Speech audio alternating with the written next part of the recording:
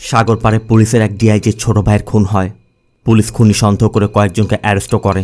তবে তাদের জিজ্ঞাসাবাদ শুরু করলেই দেখা যায় প্রত্যেকেরই রয়েছে ভিন্ন গল্প, খুনের সুনির্দিষ্ট মোটিভ আর রহস্যময় এক অতীত, যা এই তদন্তকে আরও বেশি জটিল করে তোলে। পুলিশও বুঝতে পারছে না কে সত্যি বলছে, কে মিথ্যা বলছে। তদন্ত যতই আগাতে থাকে ততই সামনে আসতে থাকে একের পর এক মাথা ঘুরিয়ে দেওয়া টুইস্ট। আর এই গল্পে আসল খুনিকে খুঁজে বের করতে হলে পুলিশকেও খেলতে হবে এক ব্রেনের খেলা। তো আপনি সেই খেলার জন্য প্রস্তুত তো? হ্যালো ফ্রেন্ডস, দিস ইজ প্লাবন অ্যান্ড ওয়েলকাম টু প্লাবন ওয়ার্ল্ড। বলছি মালায়ালাম ভাষায় সদ্য মুক্তি পাওয়া murder mystery crime thriller movie থাক সিআর 143/24 এর কথা। কেরালার আল্লাপোলা শহরের কোনো এক বিচের পাড়ে এক ব্যক্তির নিথর মরদেহ পড়ে আছে। পাশে কয়েকজন একে অন্যের সাথে মারামারি করছিল। তখনই খবর পেয়ে পুলিশ এসে সেখানে থাকা 6 জন ব্যক্তিকে অ্যারেস্ট করে। আর এরপর জানা যায় যে ব্যক্তি মারা গেছে তার নাম ক্রিস্টি। 1 মাসের মধ্যে এই নিয়ে শহরে 3টি খুনের ঘটনা ঘটল। জানুয়ারির 8 তারিখে বিপিন নামে এক ব্যবসায়ীর মৃত্যু হয়েছে। বিপিনের কেসটি যে পুলিশ অফিসার তদন্ত করছিল সেই সিআই গোপালানোর 21 তারিখে খুন হয়েছে। আর এখন ডিআইজি অ্যালেক্সিস পলের ছোট ভাই ক্রিস্টি পলের খুন হলো। এই 3 জন ব্যক্তিকেই ছুরি দিয়ে খুন করা হচ্ছে। তাই সবাই ধারণা করছে এসব কোনো সিরিয়াল কিলারের কাজ হতে পারে। এদিকে ক্রিস্টির খুনের ঘটনায় এসপি লোকাল থানার এসআই রাজনকে নিয়ে ডিআইজি অ্যালেক্সিস পলের সাথে দেখা করতে এসেছে। এই যে মেয়েটাকে দেখছেন সে ক্রিস্টির কাজিন হেলেন, আর ইনি হচ্ছেন ডিআইজি অ্যালেক্সিস পল। এসপি অ্যালেক্সের সাথে দেখা করে তাকে জানায় হসপিটাল থেকে বডি রিলিজ করা হয়েছে, আর ক্রিস্টির ওয়াইফ বৃন্দাকে এখনও খোঁজা হচ্ছে। ডিআইজি শুধু বলে, তোমাদের এখন কি করতে হবে নিশ্চয় আমার বলার প্রয়োজন নেই। তো ডিআইজির কথা মতো এসপি সিআই পাওরাকামকে এই কেসের তদন্তকারী কর্মকর্তা নিয়োগ দেয়। আর ইনি হচ্ছেন সিআই পাওরাকাম, সাথে তার স্ত্রী প্রিয়া। পাওরাকাম নামটা একটু জটিল হয়ে যায়, তাই আমি শ্রীনিবাস বলে ডাকব। শ্রীনিবাস তার স্ত্রী প্রিয়াকে নিয়ে মন্দিরে এসেছিল। তখনই এসপি কল করে এই কেসের তদন্তভার দিলে শ্রীনিবাস দ্রুত থানায় চলে যায়। এদিকে রাজন আগে থেকে সেখানে অপেক্ষা করছিল। তারা যে জায়গায় এসেছে এটা মূলত থানার পিছের একটি গোপন জায়গা, যেখানে তারা গুরুত্বপূর্ণ কেসগুলো তদন্ত করে থাকে। শ্রীনিবাস এসআই রাজন আর এসআই গাথাকে নিয়ে এখান থেকে তদন্তের শুরুটা করে। ওই সময় ক্রিস্টির ডেড বডির পাশে যে 6 জন ব্যক্তি একে অন্যের সাথে লড়াই করছিল, পুলিশ ওই 6 জনকেই খুনি সন্দেহ করে তাদের কাস্টডিতে নিয়েছে। এই 6 জন হচ্ছে তীরবর্তী এলাকার বাসিন্দা বিচ্চু, উন্নি, বাস ড্রাইভার আদর্শ, সোশ্যাল মিডিয়া ইনফ্লুয়েন্সার অভিলাষ, মিউজিক টিচার মার্টিন আর শঙ্কর গ্রুপের এমডি হরিশঙ্কর। এরপর শ্রীনিবাস একে একে তাদেরকে জিজ্ঞাসাবাদ শুরু করে। তবে একজন বলে, আমি তো শুধু বিচে ঘুরতে গিয়েছিলাম। একজন বলে, আমি একজনকে খুন করতে দেখে তাকে বাঁচাতে গিয়েছিলাম। আবার একজন বলে, আমি তো নৌকার মাছি, সেখানে ঝামেলা দেখে আমি এগিয়ে গিয়েছিলাম। আবার একজন বলছিল, আমি তো পুলিশকে কল করেছি, আমি খুন করলে পুলিশকে কেন কল করব। মানে এরা সবাই নিজেকে বাঁচাতে নিজেদের মতো করে এক একটা স্টোরি দাঁড় করিয়েছে। একজন আরেকজনের দোষ দিচ্ছে। কে কাকে ছুরি মারতে দেখেছে কেউই তা বলতে পারছে না। এতে করে শ্রীনিবাসরাও কনফিউজড হয়ে যাচ্ছিল। শ্রীনিবাস গাথার কাছে ক্রিস্টির ওয়াইফের বিষয়ে জানতে চায়। গাথা জানায় ওর ওয়াইফের নাম বৃন্দা, একজন সোশ্যাল ওয়ার্কার। সকালে চার্চে গিয়েছিল, এরপর থেকে কোনো খোঁজ পাওয়া যায়নি, এমনকি এখন পর্যন্ত ফোনটাও বন্ধ। এই জন্য শ্রীনিবাস গাথাকে বলে, তুমি দেখো বৃন্দার কোনো বন্ধুর তথ্য পাও কিনা, তাহলে আমরা বৃন্দার কাছে পৌঁছাতে পারবো। এদিকে এখনও ক্রিস্টির পোস্টমর্টম রিপোর্ট আসেনি, তাই রিপোর্ট আসার আগ পর্যন্ত শ্রীনিবাস সিআই গোপীর খুনের তদন্ত করার সিদ্ধান্ত নেয়। রাজন তখন শ্রীনিবাসকে একটি ভিডিও দেখায়, যেখানে গোপীর ওয়াইফ, গোপীর মেয়ে আর তার শ্যালক দাবি করছে সিআই গোপীর মৃত্যু হয়নি, এটা একটা বিসর্জন ছিল। তারা এক বাবাকেও সাথে নিয়ে বলছে যে তাদের মতে এটা এক ধরনের রিচুয়ালের অংশ, যে জন্য তারা গোপীর ডেড বডির পোস্টমর্টম করাতেও রাজি হচ্ছিল না। তবে ভিডিও দেখার পর শ্রীনিবাস গোপীর পরিবারের ওই 3 জন সদস্যকে নিয়ে আসে। গোপীর শ্যালক চান্দু একটু বেশি কথা বলে, তাই শ্রীনিবাস প্রথমেই কনস্টেবলকে ইশারা করলে কনস্টেবলকে পাশের ঘরে নিয়ে আচ্ছা মতো খাতিরদারি শুরু করে দেয়। শব্দ শুনে গোপীর ওয়াইফও ভয় পাচ্ছে। এরপর গোপীর ওয়াইফ জানায় ওই রাতে সে বাড়ি ফিরে নিজের ঘরের মধ্যে বসেছিল। 9টা থেকে 9:30টার সময় সে আমাকে তার ঘরে ডাকে। আমি গিয়ে দেখলাম সে চিন্তিত হয়ে বসে আছে।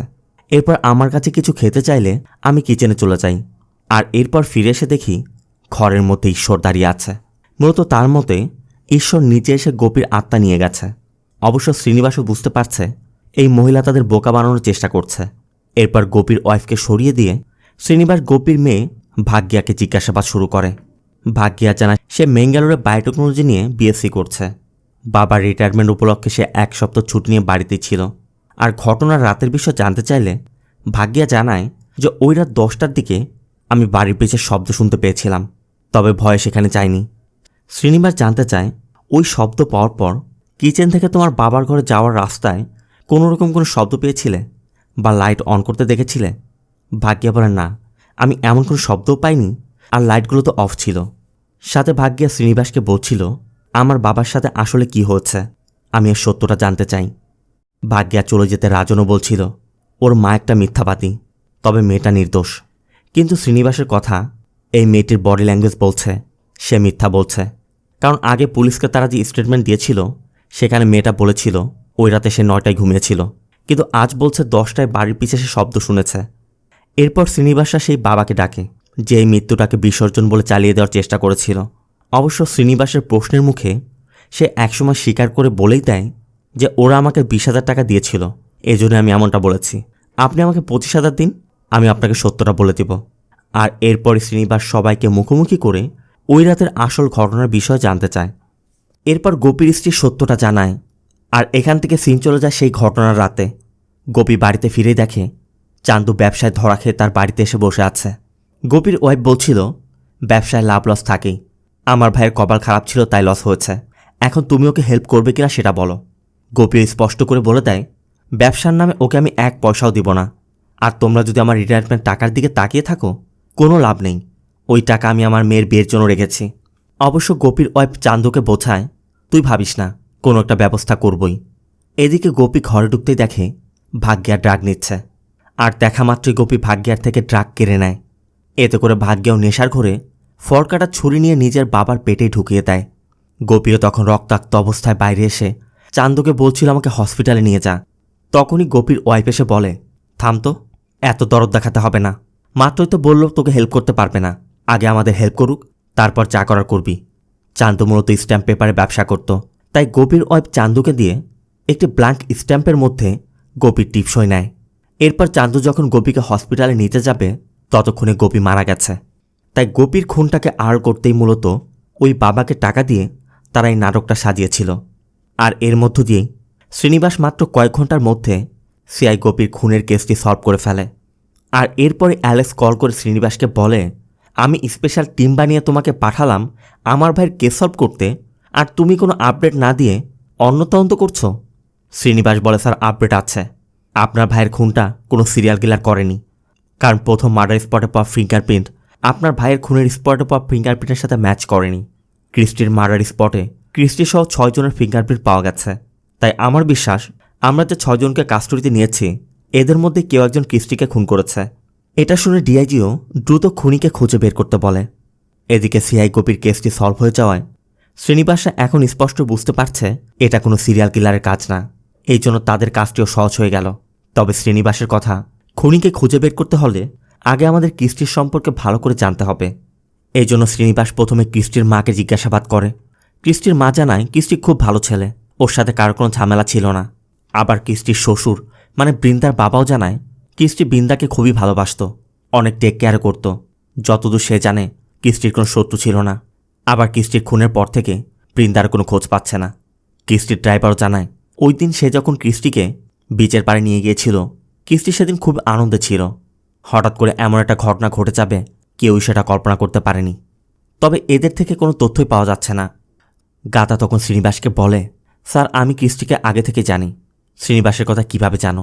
গাথা বলে আসলে স্যার আজ থেকে 3-4 বছর আগে আমার এক জুনিয়র মেয়ের সাথে ক্রিস্টির সম্পর্ক ছিল। ওই সময় ওদের একটি ইন্টিমেট ভিডিও নিয়ে দুজনের ব্রেকআপ হয়।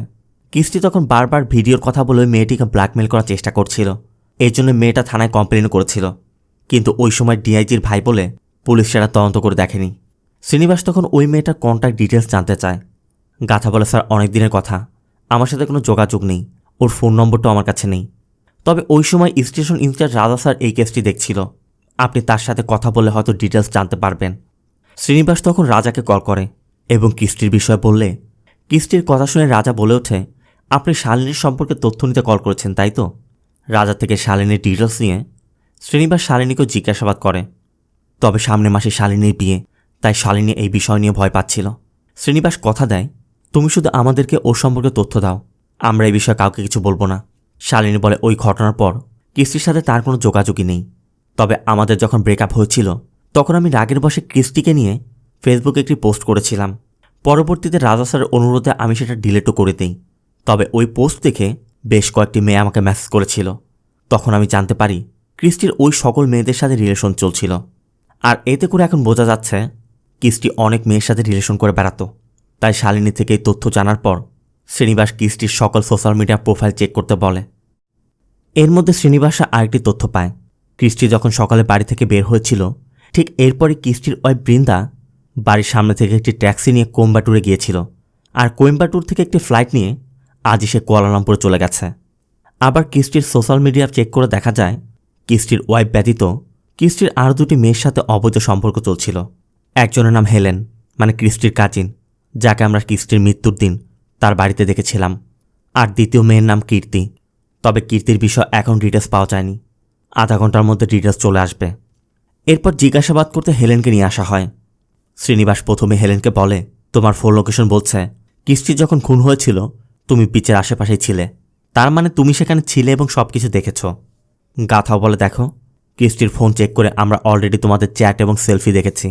তাই আমাদের কাছে গোপন করার চেষ্টা না করে সত্যিটা খুলে বলো, ওই দিন তুমি কি দেখেছিলে আর কেন তুমি সেখানে গিয়েছিলে।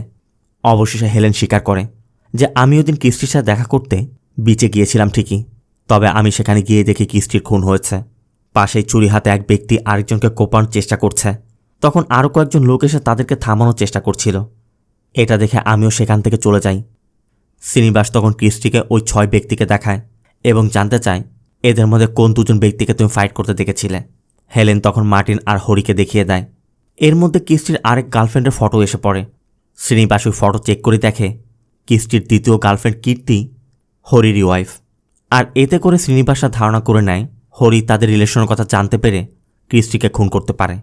আর এরপরই হরির কাছে এর পিছের ঘটনার সম্পর্কে জানা যায়। সিন চলে যায় ফ্ল্যাশব্যাকে। হরি একদিন রাতের বেলা অফিস থেকে বাড়ি ফিরে দেখে কীর্তি তাদের ছেলেকে একা রেখে কোথাও গিয়েছে। তাদের ছেলেটা প্রতিবন্ধী ছিল। ছেলেকে অসুস্থ দেখে হরি দ্রুত ডক্টর ডাকে। ডক্টর জানা অনেক সময় একা থাকায় ভয় পেয়েছে, আর ও যেহেতু একটি স্পেশাল চাইল্ড, ওকে একটু স্পেশাল টেক কেয়ার করতে হবে।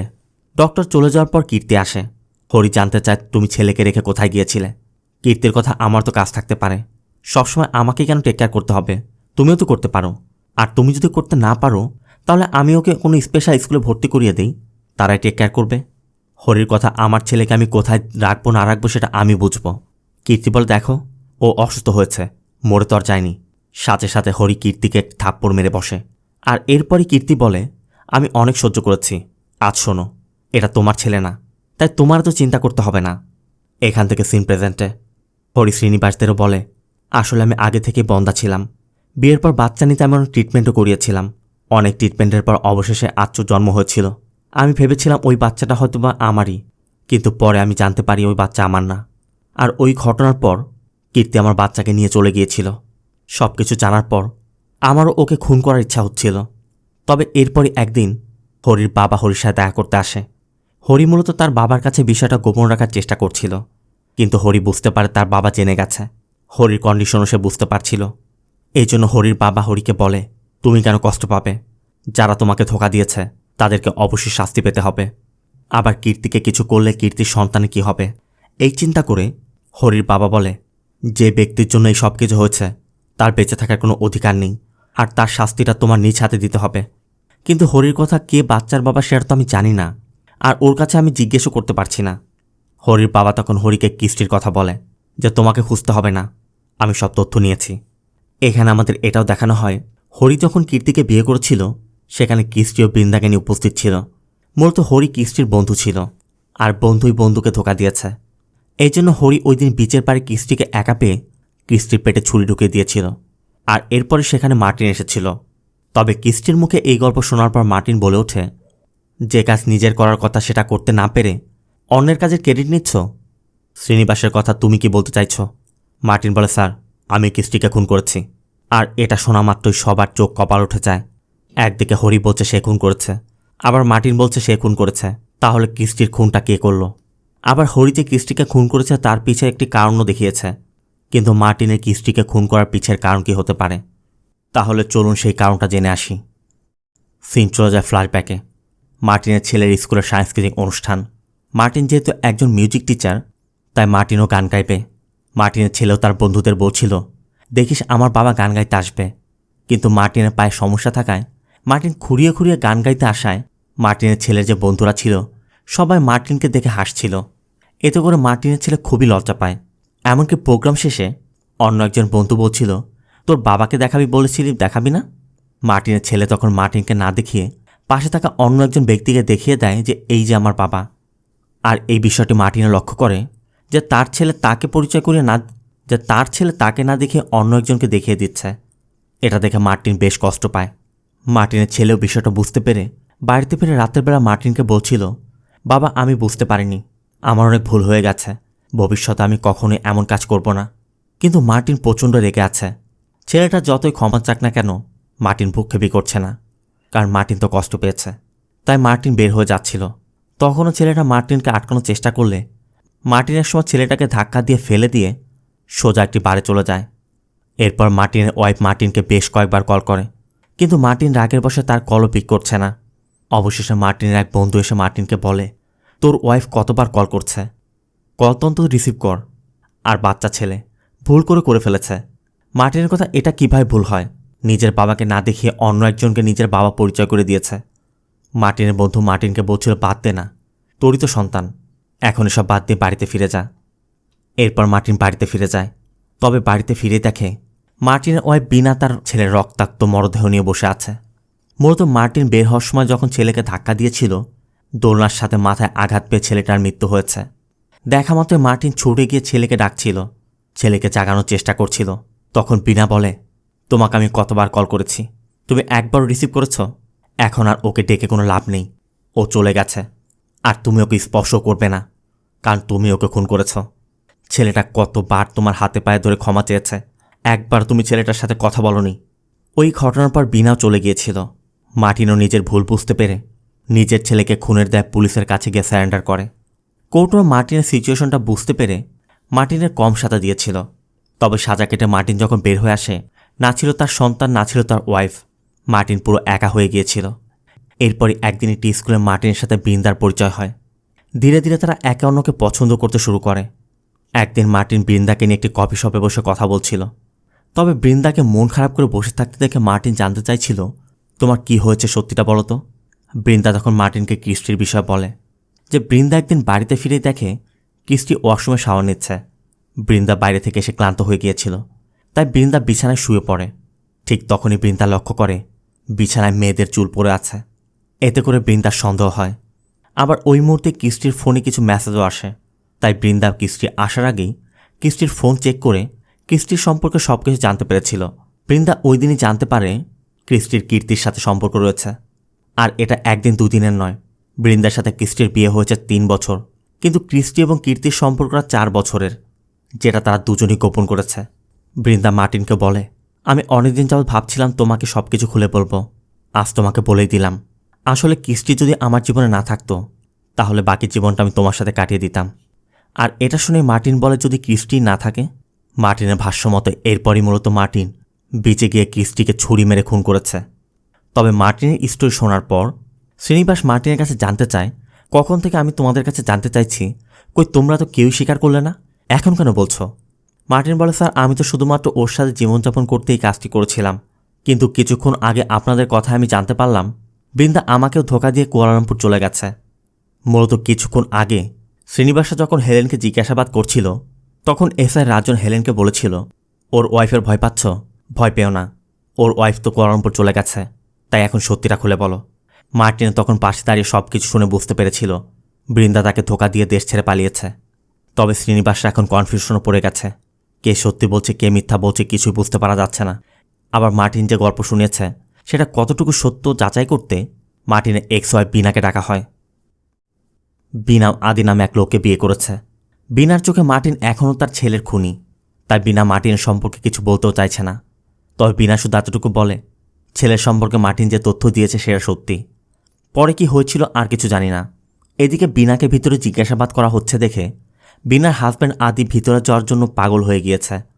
কনস্টেবল বাধা দিলে বারবার বলছিল, আমি ভিতরে গিয়ে বসতে চাই, আমার ওয়াইফকে কী জিজ্ঞাসা করছে আমার জানতে হবে। এসআই রাজানও তাকে বোঝানোর চেষ্টা করছিল যে জিজ্ঞাসাবাদ করে তাকে ছেড়ে দেওয়া হবে। তুমি বাইরে অপেক্ষা করো, কিন্তু আদির কথা আমি ভিতরে গিয়ে বসবো। একসময় সে বেশি উত্তেজিত হয়ে যায়। এদিকে বিনার জিজ্ঞাসাবাদও শেষ। তাই রাজন একসময় রাগ করে গাথাকে বলে, তুমি বিনাকে বাড়িতে পৌঁছে দাও। ওর যেহেতু ভিতরে গিয়ে বসার এতই শখ, আজ রাতও ভিতরে বসে থাক। তাই রাজন আদিকে ভিতরে নিয়ে বসিয়ে রাখে। এর মধ্যে ডিআইজি অ্যালেক্স এসে পড়ে। অ্যালেক্স জানতে চায় ওরা কেউ কিছু স্বীকার করেছে। শ্রীনিবাস তখন বলে, স্যার ওরা দুজন স্বীকার করেছে। অ্যালেক্স জানতে চায় তাহলে কি দুজন খুন করেছে? সিনিয়র বলে, না স্যার, খুন করেছে একজন, কিন্তু দুজনে নিজেদের মতো করে স্টোরি বলছে। আবার দুজনের স্টোরিতে ভ্যালিড রিজনও আছে। এখন এটাই বোঝা যাচ্ছে না কে সত্য বলছে আর কে মিথ্যা বলছে। এখানে অ্যালেক্সের কথা আমরা এটাও জানতে পারি, ক্রিস্টির যখন 12 বছর বয়স তখন তাদের বাবা মা মারা গিয়েছিল। ওই সময় থেকে অ্যালেক্সি বাবা এবং মায়ের দায়িত্ব নিয়ে ক্রিস্টিকে বড় করেছিল। ক্রিস্টি শুধু তার ভাই নয়, তার সন্তানের মতো। আর সেই সন্তানকেই ওরা খুন করেছে। তাই অ্যালেক্স কাউকেই ছাড়বে না। তবে এর মধ্যেই হরি আর মার্টিন ঝামেলা শুরু করে। শ্রীনিবাসরাও দুজনকে থামানোর চেষ্টা করছে। আর দুজনের ফাইট দেখেই অ্যালেক্স তার গান বের করে। শ্রীনিবাস বারবার অ্যালেক্সকে অনুরোধ করছে, স্যার শ্যুট করবেন না। রাজনও বোঝায়, স্যার সমস্যায় পড়তে হবে, শান্ত হওয়ার চেষ্টা করুন। এখন আমরা বের করতে পারিনি আসল খুনিকে। তবে তখনই হরি বলে, আমি আপনাদের সত্যিটা বলছি, আসলে আমি ওকে খুন করিনি, মার্টিন করেছে। মার্টিনও বলে, হ্যাঁ আমি খুন করেছি, এই হাত দিয়ে আমি ওর বুকে ছুরি মেরেছি। আর এটা শোনা মাত্রই অ্যালেক্স মার্টিনের কপালে শ্যুট করে দেয়। আর মিডিয়াকে জানিয়ে দেয় জিজ্ঞাসাবাদের সময় ওরা পুলিশের উপর হামলা করার চেষ্টা করেছিল, তাই আত্মরক্ষার জন্য গুলি করে মারতে হয়েছে। তবে শ্রীনিবাসের কাস্টডিতে থাকা একজন অ্যাকিউজড খুন হয়েছে, এই জন্য শ্রীনিবাসকে সাসপেন্ড করে দেওয়া হয়। সিন চলে যায় শ্রীনিবাসের বাড়িতে। সাসপেন্ড হয়ে শ্রীনিবাস বাড়িতেই মন খারাপ করে বসে আছে। তাই প্রিয়া শ্রীনিবাসকে বলছিল, চলো না আমরা আমার বাবার বাড়ি থেকে ঘুরে আসি। শ্রীনিবাসের একটু রিফ্রেশমেন্টের দরকার, তাই শ্রীনিবাসও রাজি হয়ে যায়। শ্রীনিবাস বলে, ঠিক আছে তুমি টিকিট বুক করো। তবে প্রিয়া যখন টিকিট বুক করছিল তখনই শ্রীনিবাস প্রিয়ার হাতে একটি ব্যান্ড দেখতে পায়। শ্রীনিবাসের মনে পড়ে ঠিক একই রকম একটি ব্যান্ড সে মার্টিনের হাতেও দেখেছিল। তাই শ্রীনিবাস প্রিয়ার কাছে ব্যান্ডের বিষয়ে জানতে চায় যে তুমি এই ব্যান্ডটা কোথায় পেয়েছ। প্রিয়া বলে, আসলে বাচ্চাকে স্কুলে ড্রপ করতে গিয়ে রেবেকা নামে একজন সিস্টারের সাথে দেখা হয়েছিল, সেই আমাকে ব্যান্ডটি দিয়েছে। আবার শ্রীনিবাসের এটাও মনে পড়ে মার্টিন মারা যাওয়ার পর রেবেকা নামে এক সিস্টারই মার্টিনের বডিটি ক্লেম করেছিল। কিন্তু মার্টিন তাদেরকে যে স্টোরি শুনিয়েছিল সেখানে রেবেকা নামে কোনো সিস্টারের কোনো কথাই বলেনি। তাহলে কে এই সিস্টার রেবেকা? তার সাথে মার্টিনের সম্পর্কই বাকি। সেই রহস্যের খোঁজে শ্রীনিবাস রাজনকে নিয়ে সিস্টার রেবেকার কাছে যায়। ঠিক তখনই মার্টিনের এক্স ওয়াইফ বিনার বর্তমান হাজব্যান্ড আদি রাজনকে কল করে তাকে কিছু বলতে চায়। রাজনও তাদের বর্তমান লোকেশন দিয়ে আদিকে এখানে আসতে বলে। রাজনরা যেখানে এসেছে এটা একটা অনাথ আশ্রম। সিস্টার রেবেকা একটি মিটিংয়ে থাকায় অন্য একজন সিস্টার তাদেরকে অফিস রুমে বসায়। আর অফিস রুমের মধ্যেই তারা মার্টিনের একটি ফটো দেখতে পায়। এতে করে বোঝা যাচ্ছে মার্টিনের সাথে এই অনাথ আশ্রমের কোনো একটা লিঙ্ক নিশ্চয় আছে। এর মধ্যে আদিও এসে পড়েছে। আর কিছু সময় পর সিস্টার রেবেকাও আসে। রেবেকা শ্রীনিবাসদের কাছে তাদের আসার কারণ জানতে চাইলে শ্রীনিবাস মার্টিনের কথা জানতে চায় যে মার্টিনকে আপনারা কিভাবে জানেন। সিস্টার জানায় মার্টিনের ছেলের স্কুলে যেদিন মার্টিন গান গেয়েছিল ওই দিনই তারা মার্টিনকে প্রথম দেখেছিল। তবে এর অনেক বছর পর সিস্টার কবরস্থানের পাশ দিয়ে যাওয়ার সময় মার্টিনকে তার ছেলের কবরের পাশে বসে কাঁদতে দেখেছিল। তখন মার্টিনের কাছে সে সব কিছু জানতে পারে। মার্টিনের কাছে ওই মুহূর্তে কিছুই ছিল না। মার্টিনের বাঁচার জন্য কোনো একটি কারণ প্রয়োজন ছিল। তাই সিস্টার রেবেকা তখন মার্টিনকে অনাথ আশ্রমের বাচ্চাদের মিউজিক টিচার হিসেবে চাকরি দেয়। এরপর মার্টিন এখানে বাচ্চাদের সাথে নতুন করে জীবন শুরু করে। সব কিছু ঠিকঠাকই চলছিল। তবে এর মধ্যে একদিন সিস্টার রেবেকা মার্টিনকে জানায় ম্যানেজমেন্ট এই আশ্রমটি বন্ধ করে দিবে। তাই রেবেকা চিন্তা করছিল এই অনাথ বাচ্চাদেরকে নিয়ে সে কোথায় যাবে, কারণ তার কাছে এই বাচ্চারা তার সন্তানের মতো। রেবেকায় বাচ্চাদের নিয়ে কোনো একটি জায়গায় শিফট করার প্ল্যান করছে, কিন্তু এতগুলো বাচ্চাকে কোথাও শিফট করতে হলে বিপুল পরিমাণ অর্থের দরকার। এই বিষয় নিয়ে রেবেকা খুব চিন্তিত ছিল। তবে ওই মুহূর্তেই বৃন্দা রেবেকাকে সাহায্য করার আশ্বাস দেয়, কারণ বৃন্দা ছিল একজন সোশ্যাল ওয়ার্কার। বৃন্দা তাদেরকে কথা দিয়েছিল সে বাচ্চাদের অন্যত্র শিফট করার ব্যবস্থা করে দিবে। আর ওই দিনই মূলত বৃন্দার সাথে মার্টিনের পরিচয় হয়েছিল। সিন চলে আসে প্রেজেন্টে। অন্য একজন ব্যক্তি দেখা করতে আসায় সিস্টার অফিস রুম থেকে বের হয়ে যায়। আর এরপরই রাজনরা আদির কাছে জানতে চায় তুমি আমাদের কি বলতে চাইছিলে বলো। আদি জানা ওই রাতে যখন সে ভিতরে বসেছিল, মানে ডিআইজি যখন সেখানে এসেছিল, ডিআইজি অ্যালেক্সকে দেখে সবাই যখন অ্যালেক্সের সাথে কথা বলছিল তখন ওই সুযোগে হরি মার্টিনকে বলছিল তুমি মিথ্যা কেন বলছ? তুমি এবং আমি দুজনই ভালো করে জানি আমি ক্রিস্টিকে খুন করেছি। আর এখানে আমাদের এটাও দেখানো হয় হরি কিস্টিকে খুন করার পরই মার্টিন সেখানে এসেছিল। মার্টিনও স্বীকার করে যে আমি যা বলেছি সবই মিথ্যা। এমনকি বৃন্দা ম্যাডামের সাথে রিলেশনের যে কথা আমি বলেছি সেটাও আমার সাজানো গল্প। মার্টিন বলে আমরা ওই বাচ্চাদের জন্য একটি শেল্টার হোম অনেক খুঁজছিলাম, কিন্তু যতটা সহজ আমরা চিন্তা করেছিলাম বাচ্চাদের শিফট করা ততটা সহজ ছিল না। এরপরে একদিন বাচ্চাদের শিফট করার বিষয় নিয়ে কথা বলতে মার্টিন বৃন্দার সাথে একটি কফি শপে দেখা করে। কিন্তু বৃন্দার মন খারাপ দেখে মার্টিন জানতে চাচ্ছিল ম্যাডাম কোনো সমস্যা। বৃন্দা প্রথমে বলতে চাচ্ছিল না, তবে মার্টিনের অনুরোধে বৃন্দা একসময় কিস্টির বিষয়ে বলে যে কিস্টি কিভাবে তাকে ধোঁকা দিচ্ছে। বৃন্দা মার্টিনের সাথে সবকিছু শেয়ার করে বলে, যখন আমি জানতে পারলাম ও আমার অগোচরে কীর্তির সাথে অবৈধ সম্পর্কে লিপ্ত রয়েছে, ওই মুহূর্তে ইচ্ছা করছিল ওকে আমি খুন করি, কিন্তু আমি তো সেটা করতে পারবো না। বৃন্দা মার্টিনকে বলে, আমার হয়ে তুমি ওকে খুন করতে পারবে? কৃষ্টির নামে অনেক বড় অ্যামাউন্টের একটি ইন্স্যুরেন্স আছে। ও মারা গেলে নমিনি হিসেবে ওই টাকাগুলো আমি পাবো।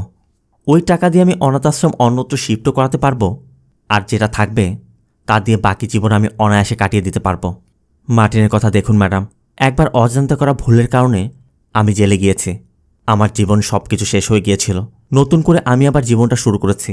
এখন আমি এটা করতে পারবো না। বৃন্দা মার্টিনকে বলে, দেখো মার্টিন, ওই বাচ্চাদের কথা চিন্তা করো, ভালো করে ভেবে দেখো তুমি এই সুযোগটা কাজে লাগাতে চাও কি চাও না। বলে বৃন্দা চলে যায়। মার্টিনও পড়েছে এক মহা চিন্তায়। মূলত এরপরই মার্টিন অনেক চিন্তাভাবনা করে ক্রিস্টিকে খুন করতে বিচের পাড়ে গিয়েছিল। মার্টিন হরিকে বলে, আমি সেখানে পৌঁছানোর আগেই তুমি ওকে খুন করে ফেলেছ। এদিকে অ্যালেক্সের কথা শুনে মার্টিন হরিকে বলে, আপনি যদি আমার হয়ে বাকি কাজটা করে দেন তাহলে এখানে সব কিছু আমি দেখব। মার্টিনের কথা আমি জানি আপনারও এরকম একটি ছেলে আছে, তাই ওই সকল বাচ্চাদের কথা চিন্তা করুন। আপনি আমাকে কথা দিন আপনি বাইরে গিয়ে আমার অপূর্ণ কাজগুলো আপনি করবেন। এরপরই মূলত তারা দুজন প্ল্যান করে ঝামেলা বাঁধিয়েছিল, আর তাদের প্ল্যান মতোই মার্টিন কিস্টির খুনের দায় স্বীকার করে নিলে অ্যালেক্স মার্টিনকে শ্যুট করে দেয়। আদি তখন দেয়ালের ওই পারে বসে সব কিছু শুনেছিল। সিন চলে আসে প্রেজেন্টে। সিস্টার রেবেকা এসে শ্রীনিবাসদের জানায়, কয়েকদিনের মধ্যে আমরা নতুন বিল্ডিংয়ে শিফট করতে যাচ্ছি, আর এই সব কিছু তো মার্টিনের দ্বারা সম্ভব হয়েছে। রেবেকা বলে, কয়েকদিন আগে মার্টিনের এক বন্ধু এসে বাচ্চাদের অন্যত্র শিফট করার সব এক্সপেন্স বহন করছে। আর এরপরে শ্রীনিবাসরা রেবেকার সাথে ক্লাসরুমে গিয়ে দেখতে পায় রেবেকা মার্টিনের যে বন্ধুর কথা বলেছিল সে অন্য কেউ নয়, হরি। হরি তার ছেলেকে নিয়ে এই বাচ্চাদের সাথে সময় কাটাচ্ছে। মানে হরি মার্টিনকে দেয়া কথা রেখেছে। হরি এখন এই অনাথ আশ্রমের সকল বাচ্চার দায়িত্ব নিয়ে নিয়েছে। যদিও শ্রীনিবাসরা জানতে পেরেছে হরি আসল খুনি, তারপর শ্রীনিবাসরা এই বিষয়টি গোপনে রেখে দেয়, আর এর ভিতর দিয়ে তাদের এই কেসটিও ক্লোজ হয়ে যায়। মুভির শুরুতে আমরা দেখেছিলাম তারা 3টি কেস নিয়ে তদন্ত করছে। সিআই গোপীর কেস আগেই সলভ হয়ে গিয়েছিল, এখন কিস্টির কেসটা সলভ হয়ে গেল। বাকি রয়েছে বিপিনের কেস, তাই এখন তারা বিপিনের কেসের তদন্ত করবে। তো অন্য কোনো গল্পে হয়তো আমরা বিপিনের কেসের তদন্ত দেখতে পাবো। এর ভিতর দিয়ে এই মুভিটি এখানে শেষ হয়। এখানে আপনাদের মনে একটি প্রশ্ন জাগতে পারে, মার্টিন যদি ওই দিন এসে দেখেইছিল যে সে আসার আগেই হরি কিস্টিকে খুন করেছে, তাহলে মার্টিন কেন কিস্টির খুনের দায় স্বীকার করেছিল? আমরা একটু আগেই দেখেছি মার্টিন বৃন্দার সাথে একটি চুক্তি করেছিল।